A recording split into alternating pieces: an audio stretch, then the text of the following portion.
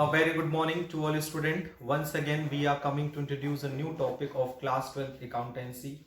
As you know very well, in the last few videos, we discussed the first three chapter of part B, that is an analysis of financial statement analysis, and the tool for financial statement analysis. In this video, let's be revised and focus on the very important chapter number 4 of part B, that is an accounting ratio. You know very well, analysis of the financial statement is a process by which we analyze the financial statement of the company in the different way. Either we prepare the comparative statement or common size statement, or we will prepare the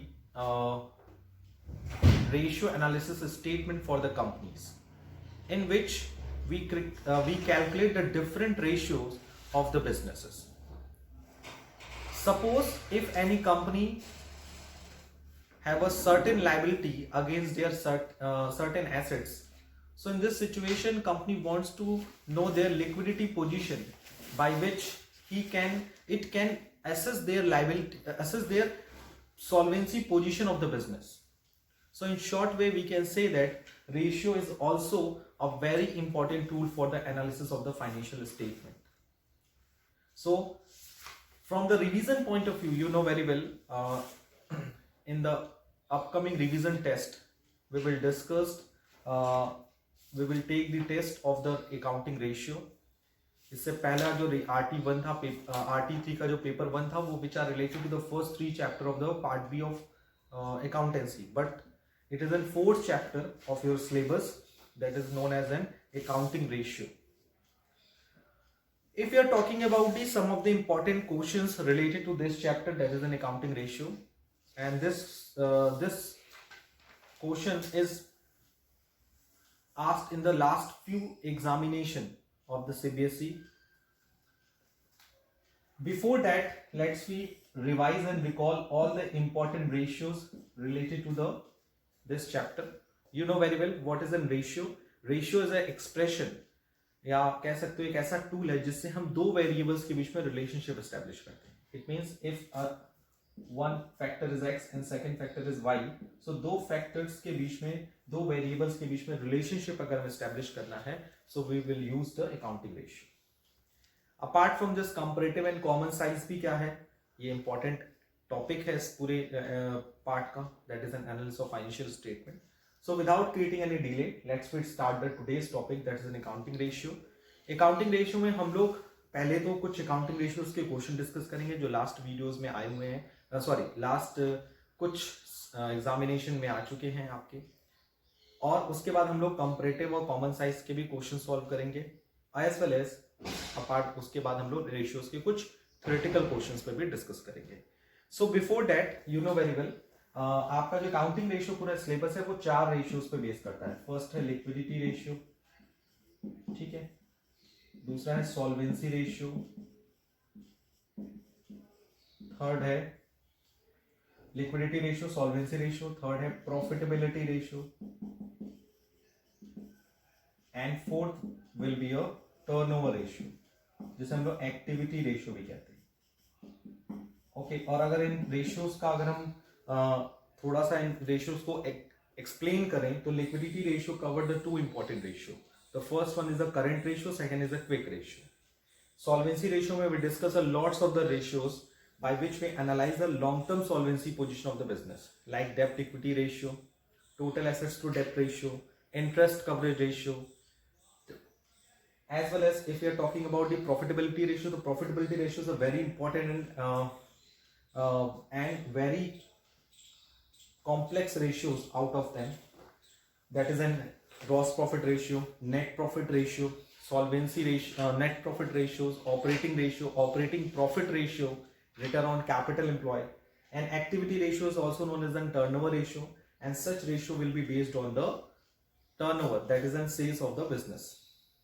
And such types of the ratios is debtor turnover ratio, which is also known as the trade receivable turnover ratio, creditor turnover ratio, that is a trade payable turnover ratio, working capital turnover ratio.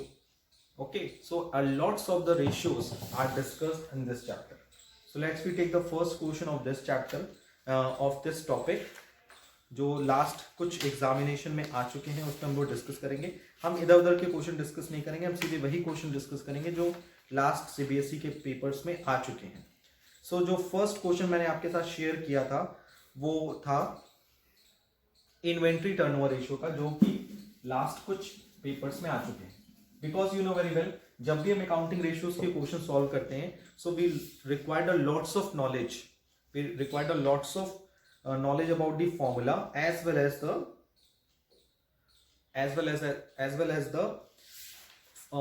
data about the calculation of the such ratio. So question is calculate inventory turnover ratio. Inventory turnover ratio आ चुका है, एक बार पूछा गया था, ये पूछा था दिल्ली 2016 में. So this question is related to the, that is from the sample paper.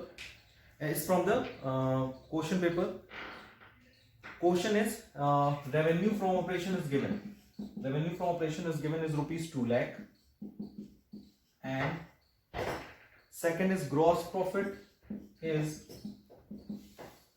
50,000, and inventory at end, which is known as in closing inventory. Closing inventory है आपकी 60,000. And the last one is excess of inventory at the end over the inventory in the beginning. यानी कि excess of closing inventory over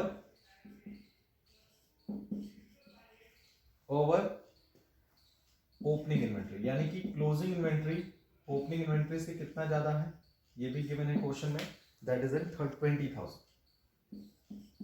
So ये information है.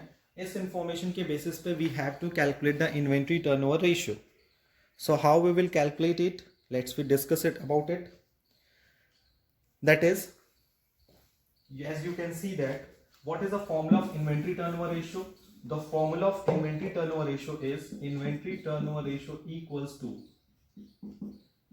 अगर आप revise करो तो आपको याद आएगा, inventory turnover ratio equals to the cost of revenue from operation, cost of revenue from operation divided by average inventory.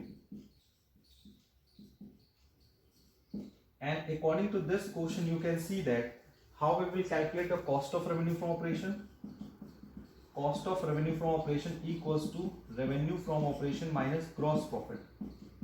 So the revenue from operation is 2 lakh and gross profit is 50,000. So your cost of revenue from operation is 1,50,000. So your cost of revenue from operation is 1,50,000. Now average inventory, what is the formula of average inventory? Average inventory equals to opening inventory plus closing inventory divided by 2. So question में opening inventory is not given, but closing inventory is given is 60,000. So हम लोग क्या करेंगे, opening inventory कितना given है, opening inventory given नहीं है, closing inventory is given 60,000 लिखा है, excess of closing inventory over opening inventory is 20,000. यानी हमारा जो क्लोजिंग इन्वेंट्री है वो ओपनिंग इन्वेंट्री से कितना ज्यादा है, 20,000. तो हम ये कह सकते हैं कि क्लोजिंग इन्वेंट्री तो आपका 60,000 है, बट जो ओपनिंग इन्वेंट्री है वो कह रहा है ना, क्लोजिंग इन्वेंट्री ओपनिंग इन्वेंट्री से कितना ज्यादा, 20,000. इसका मतलब आपका जो ओपनिंग इन्वेंट्री वो क्या होगा, 40,000 होगा. ये तो कॉमन सेंस की बात हो गई. अब देखो यहाँ क्लॉज कंप्लीट हो रहा है कि नहीं, कि क्लोजिंग इन्वेंट्री जो है ओपनिंग इन्वेंट्री से 20,000 ज्यादा है. देखो 40 और 60 ज्यादा हो गया, यानी 60 में मैंने माइनस कर दिया 20, that is N 40,000. So your average inventory is 1 lakh divided by 2, 50,000. सो आपको ये पता चल गया, ये पता चल गया. अब हम लोग फॉर्मूला पे वैल्यू पुट कर देते हैं, that is N 1,50,000 divided by 50,000, and the answer is 3 times. So you can see that how we will solve the first question from the accounting ratio, that is inventory turnover ratio. Now we are moving to the second question of this chapter. ये question all India में 2013 में आया हुआ है. So next question.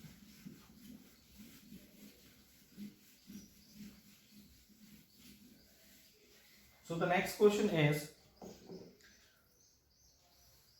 current liability is 1,60,000. Current liability is 1,60,000 and liquid ratio is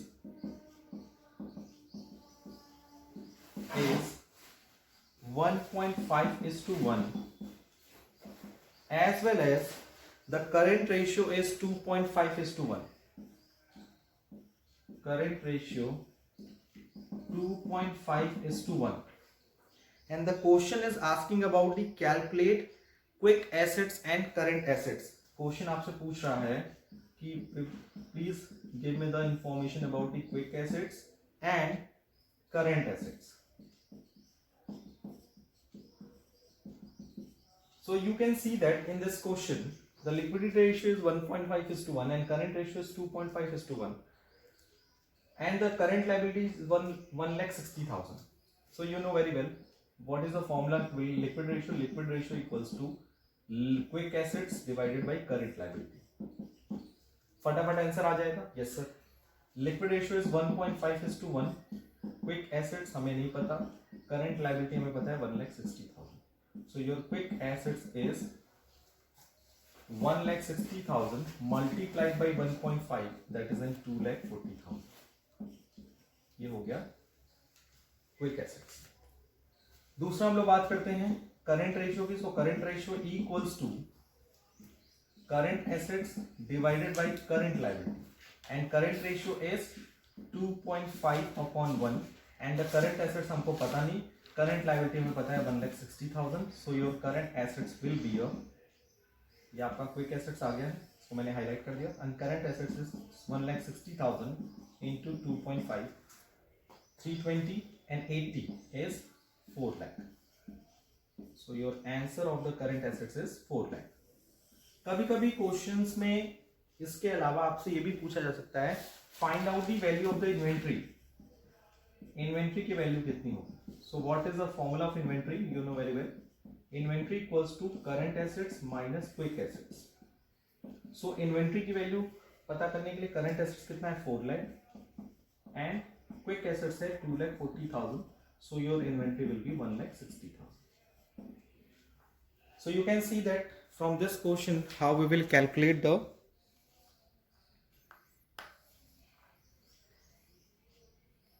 current assets, quick assets and inventory. Now we are moving to the next part of this video, that is a preparation of the comparative and comparative balance sheet and common size balance sheet. Okay, so let's we move to the next question. Balance sheet of Deepankur Limited और कब बना रहे हैं 2018 and 17. तो ये 2018 and 17 and the format is, format आपको पता है कंपैरेटिव का क्या होता है. First column is particulars, second is a note number, third is current year और प्रीवियस ईयर. आपको पता है तो पहले प्रीवियस ईयर की वैल्यू लिखते हैं, फिर करंट ईयर की वैल्यू लिखते हैं और फिर उसके बाद जो कॉलम होते हैं वो होते हैं, नेक्स्ट हेडिंग होता है दैट इज एन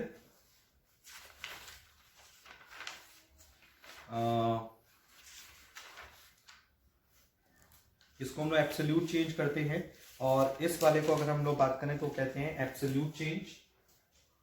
ये एब्सोल्यूट अमाउंट है करंट ईयर और प्रीवियस ईयर का. उसके बाद है एब्सोल्यूट चेंज.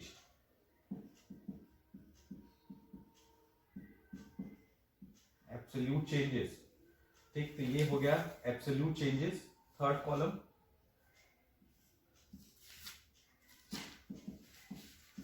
और लास्ट कॉलम होता है वो होता है परसेंटेज इंक्रीज या डिक्रीज. इंक्रीज या फिर डिक्रीज. ये आपका फॉर्मेट हो गया कंपैरेटिव बैलेंस शीट का. एक बार अच्छे से देख लो. पहला हम लोगों ने पर्टिकुलर्स, दूसरा है आपका नोट नंबर, थर्ड है 2017, फोर्थ है 2018, फोर्थ है परसेंटेज चेंज एंड लास्ट है एब्सोल्यूट चेंज. लास्ट है आपका इंक्रीज या डिक्रीज। तो ये कॉलम हो गया आपका। अब हम लोग बात करते हैं वैल्यूज की। So according to the question the values is given in this question that is an shareholder fund. पहला देखिए लिखा हुआ है equity and liability. So equity and liability पहले राइट डाउन कर देंगे और उसमें सबसे पहला लिखा हुआ है that is an shareholder fund. Shareholder fund and shareholder fund में आपको पता है शेयर कैपिटल रिजर्व सरप्लस आता है, बट इस क्वेश्चन में कोई भी वैल्यू गिवन नहीं है, मतलब अंदर कोई वैल्यू गिवन नहीं है कि शेयर कैपिटल कितना है, रिजर्व सरप्लस कितना है। तो 4 lakh and 8 lakh total given है, तो उसको हम डायरेक्ट लिख देंगे। उसके बाद लिखा है non current liability. So this is a non current liability and the non current liability of this is 2 lakh and 5 lakh.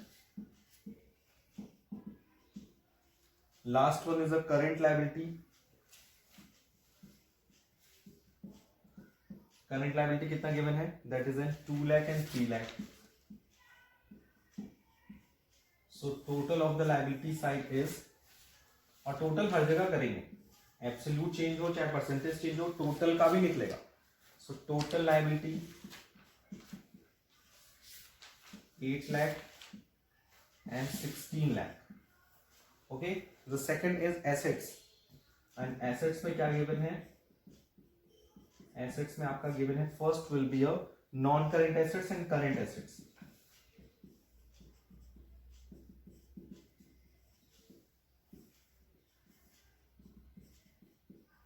Non current assets will be a 5 lakh and 10 lakh and the current assets is 3 lakh and 6 lakh.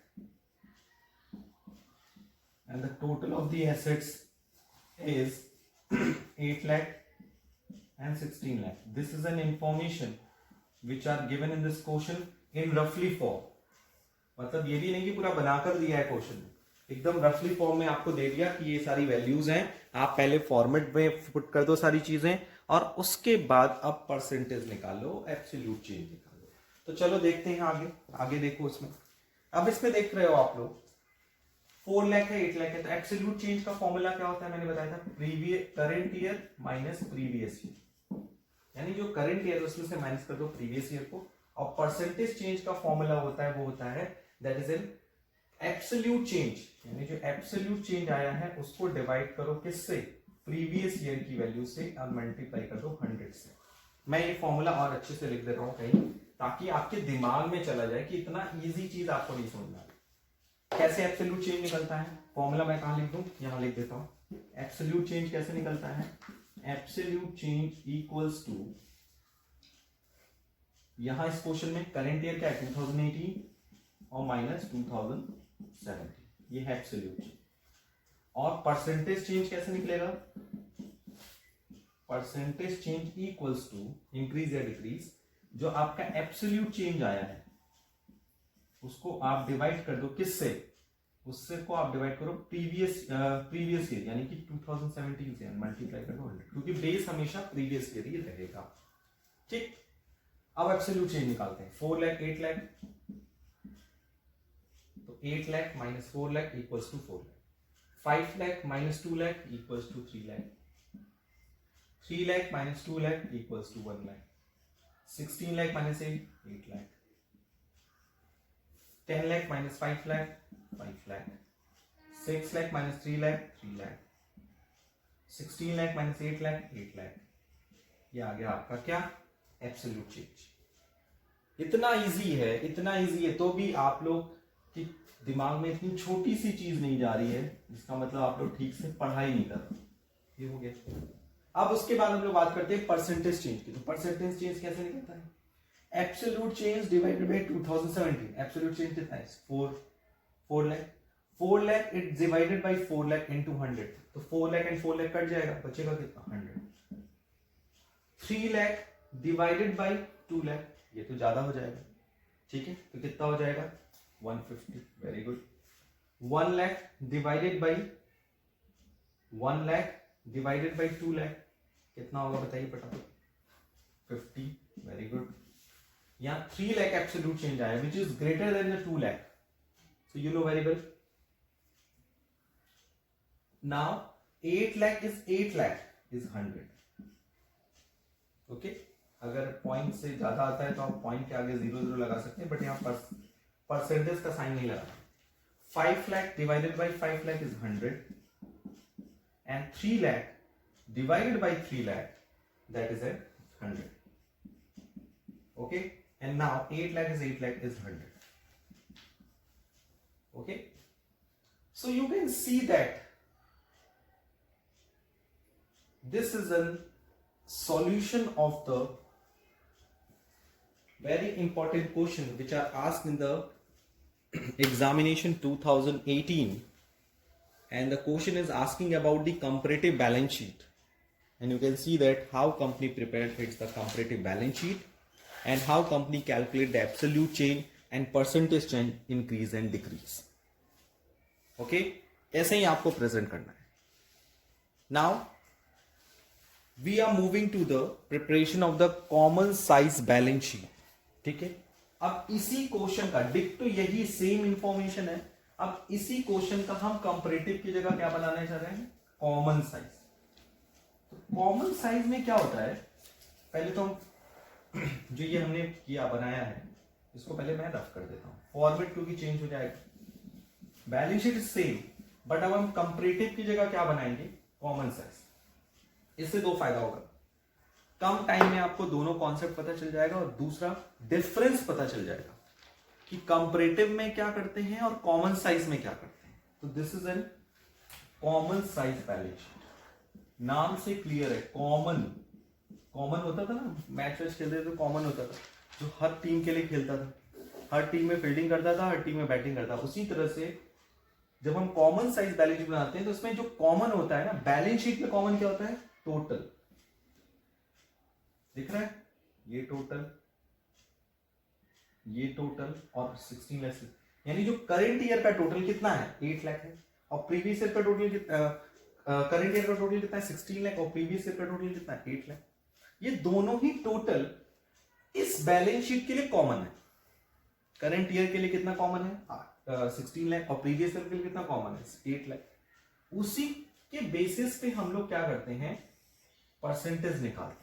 देख लो कैसे निकलता है, format इसी के आगे बढ़ जाता है और यहां पर बन जाता है 2 इनर कॉलम. ठीक, और यहां लिखते हैं percentage of total of balance sheet, और यहां 2017 और यहां 2008. यानी जो परसेंटेज निकलेगा वो टोटल का निकलेगा. और रेवेन्यू फ्रॉम ऑपरेशन में हम लोग क्या करते थे, कॉमन क्या होता था, revenue from statement of PL में कॉमन क्या होता था, स्टेटमेंट ऑफ पीएल में कॉमन होता था that is N revenue from operation. तो जब भी हम कॉमन साइज की बात करते हैं, कॉमन साइज की, तो बैलेंस शीट में कॉमन क्या होता है, टोटल, और statement of profit and loss में कॉमन क्या होता है, रेवेन्यू फ्रॉम ऑपरेशन. तो इसलिए लास्ट वीडियो में आप लोगों ने देखा था कि we calculate the percentage in the common size statement of PL with taking the base with the base that is an RFO, revenue from operation. अब हम जब बैलेंस शीट बना रहे हैं तो बैलेंस शीट का जब कॉमन साइज पार्ट बनाएंगे तो कॉमन क्या रहेगा, total, and total is 8 lakh. So कैसे निकलेगा, पहले हम प्रीवियस ईयर को सॉल्व करेंगे फिर करंट ईयर को सॉल्व करेंगे. प्रीवियस ईयर में कितना है 4 lakh divided by 8 lakh into 100 that is in 50. 2 lakh divided by 8 lakh into 100 1/4 आएगा that is in 25.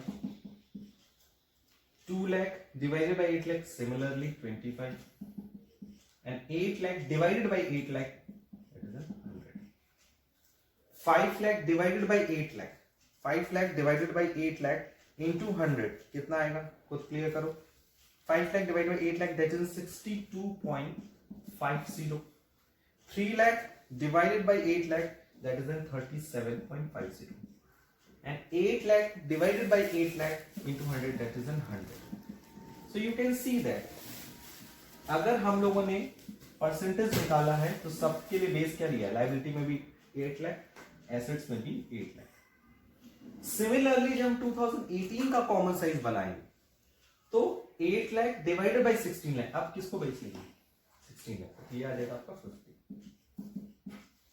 5 lakh divided by 16 lakh into 100, that is in 31.25, and last 3 lakh divided by 16 lakh into 100, 18.75. So और last में 16 lakh divide by 16 lakh is 100, यानी जो आपका total है उसका हमेशा percentage 100 आएगा। जैसे रेवेन्यू फ्रॉम ऑपरेशन में स्टेटमेंट ऑफ पीएल में रेवेन्यू फ्रॉम ऑपरेशन का क्या आता था, टोटल आता था 100। ठीक है, okay. So now let's be discussed the asset side, that is N 16 lakh 10 lakh के लिए और 6 लाख के लिए। सो 10 lakh divided by 16 lakh into 100, that is 62.50। 62.50 से सेम है, और ये भी है 37.50। So this is the common size balance sheet of the similar question, जिसको अभी हम लोगों ने कंपैरेटिव बैलेंस शीट प्रिपेयर किया। देख लो कितना इजी है, कॉन्सेप्ट समझ जाओ, फिर क्वेश्चन कितना भी डिफिकल्ट हो आपके लिए ट्रबल क्रिएट नहीं करेगा। Okay, now we are moving to the next question after discussing the comparative balance sheet and common size balance sheet. The next question is calculate return on investment. ठीक, return on investment को short में हम लोग ROI भी कहते हैं, and the formula of the ROI you know very well, that is in profit before interest and tax, profit before interest and tax divided by capital employed. And according to this question, you know very well the information, जैसे मैंने आपको भेजा हुआ है last year के कुछ papers, ये है क्वेश्चन 2017 का, that is in shareholder fund is 50,000, 10% long term borrowing is 2 lakh, long term provision is 25,000, current liability is 70,000, net fixed assets is 2,25,000, non-current trade investment 20,000, current assets is 1 lakh, and net profit before tax, that is in 60,000. So according to this question, first of all we calculate the profit before interest and tax. So how we will calculate the profit before interest and tax? Out of the given formula information, profit before tax is given, profit जो given है 60,000, it is a before tax. So profit before tax will be 60,000। यहां मैं solve करता हूं ताकि आपको clear है। Profit before tax is 60,000, और इसमें इंटरेस्ट हम लोग क्या करेंगे, रेसिप्रोकली ऐड कर देंगे, क्योंकि इंटरेस्ट माइनस हुआ होगा तो उसको ऐड कर देंगे तो हमारा इंटरेस्ट, और इंटरेस्ट कितना बोला है, 2 lakh is a long term borrowing 10%, सो 2 लाख का 10% is 20,000, is 80,000 is profit before interest and tax. Now we are talking about the capital employed. Capital employed कैसे निकलता है आपको पता है, capital employed का फॉर्मूला क्या होता है, you know very well. There are two approaches to calculate the capital employed, liabilities approach and assets approach. इस क्वेश्चन में fixed assets given, current assets given, and as well as the external liabilities also given. So the first and very popular formula to calculate the capital employed from the assets approach, that is an non-current assets plus current assets minus current liability। ठीक है, और current assets and current liability के फॉर्मूले को हम लोग working capital भी कहते हैं। तो according to this question the non current assets is 2,25,000,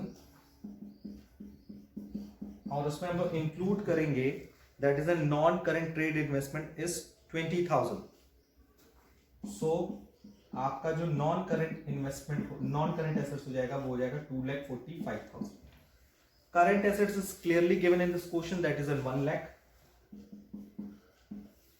तो ये हो गया आपका नॉन करंट एसेट्स, ये हो गई current assets, and current liabilities also given in this question, that is an 70,000।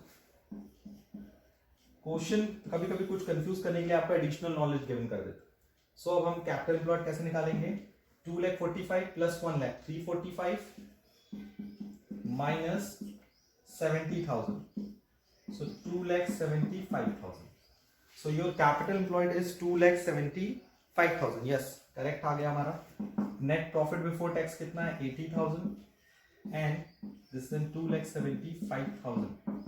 so now our answer is, answer हम लोग मैच कर लें, सब सही लिखा हम लोगों ने, यस 80,000 डिवाइड बाय 2,75,000। और it is depend on me कि हमें सिंपल में प्रेजेंट करना है या परसेंटेज में। तो हम इसको परसेंटेज में प्रेजेंट करने के लिए क्या करेंगे? 100 से मल्टीप्लाई कर देंगे। So 80,000 divided by 2,75,000 into 100 equals to 29.09%, 29.09%, and this is an answer of return on investment. So please note down.